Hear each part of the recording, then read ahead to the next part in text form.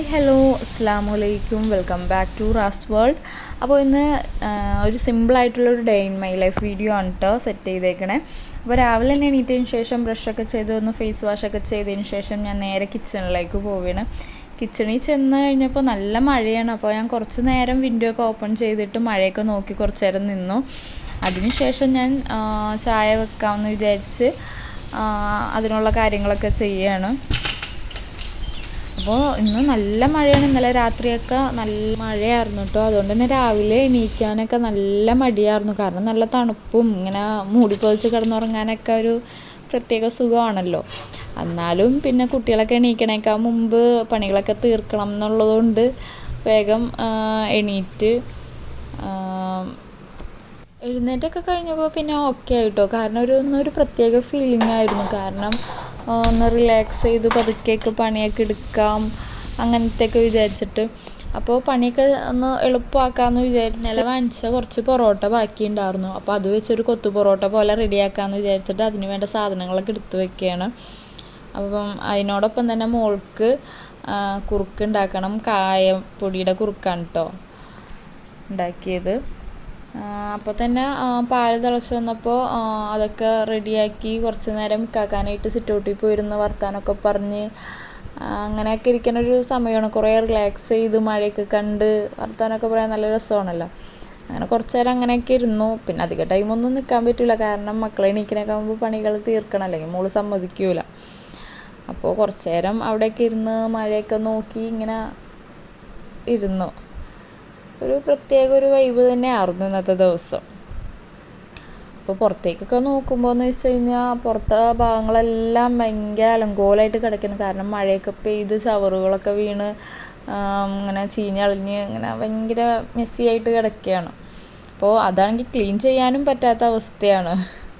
അപ്പോൾ തിരികെ പിന്നെ കിച്ചണിലേക്കൊക്കെ വന്ന് അതിന് പൊറോട്ടയ്ക്ക് വേണ്ട മസാലയൊക്കെ റെഡിയാക്കാൻ വേണ്ടിയുള്ള കാര്യങ്ങളൊക്കെ സെറ്റ് ചെയ്യണം.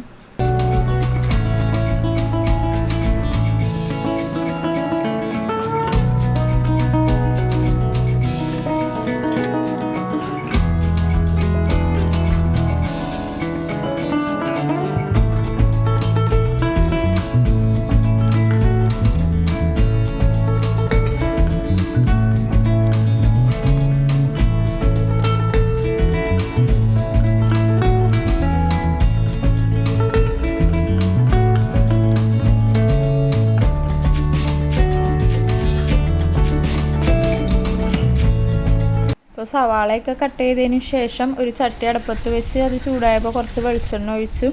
അതിന് ശേഷം അരിഞ്ഞ് വെച്ചേക്കണ സവാളയും പച്ചമുളകും അതിലേക്ക് ഇട്ട് കൊടുക്കുകയാണ്. അതധികം വാടൊന്നും വേണ്ട, ഒരു ചെറിയ ആ പച്ചമണം ഒന്ന് മാറണ വരെയും ഒന്ന് വാടി കിട്ടിയാൽ മതി. അത് നന്നായി വാടിയതിന് ശേഷം അതിലേക്ക് തക്കാളിയും പിന്നെ വേപ്പിലയും ഇട്ട് കൊടുക്കുകയാണ്. ഇട്ട് കൊടുത്ത് അത് അത്യാവശ്യം നന്നായി വാടാൻ ടൈം കൊടുക്കുകയാണ്.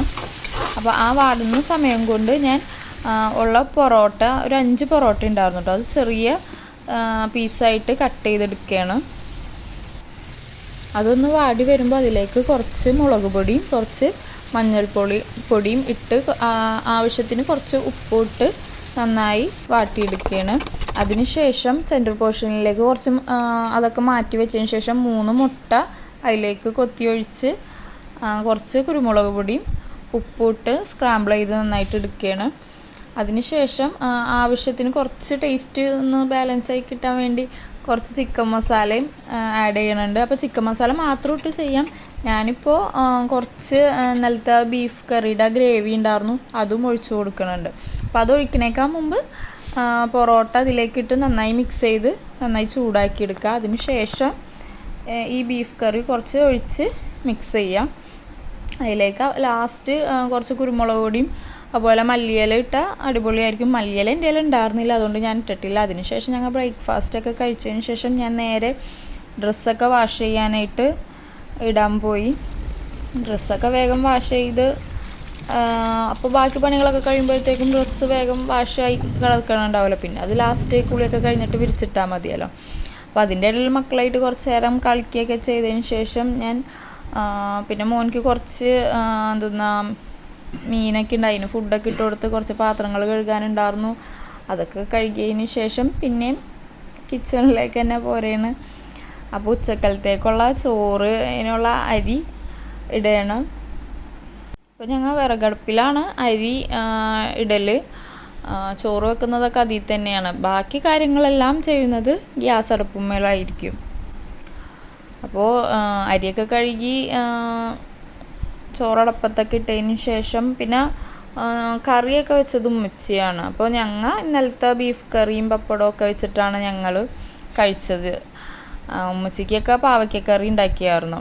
അപ്പോൾ പിന്നെ റൂമും കിച്ചണും ഒക്കെ ക്ലീൻ ചെയ്ത് അതിന് ശേഷം ഞാൻ പോയി ഫ്രഷായി എല്ലാവരും കഴിഞ്ഞ് പിന്നെ അതിന് ശേഷമാണ് ലഞ്ച് കഴിച്ചത്. അപ്പോൾ ഞങ്ങൾക്ക് ഇന്നലത്തെ ബീഫ് കറിയും പപ്പടവും ഒക്കെ ഉണ്ടായിരുന്നു. അങ്ങനെ അതൊക്കെ കഴിഞ്ഞതിന് ശേഷം ഞാനും മോനും കുറച്ച് നേരം ഫ്രീ ആയിട്ടിരിക്കുന്ന ടൈമാണ്. അതിൽ മോൻ കുറച്ച് കളറടിക്കുകയും അങ്ങനത്തെ കാര്യങ്ങളൊക്കെ ചെയ്ത് കുറച്ച് നേരം റെസ്റ്റ് എടുത്തതിന് ശേഷം വൈകിട്ടായപ്പോൾ ചായ വെക്കാനായിട്ട് കിച്ചണിലേക്ക് വരികയാണ്.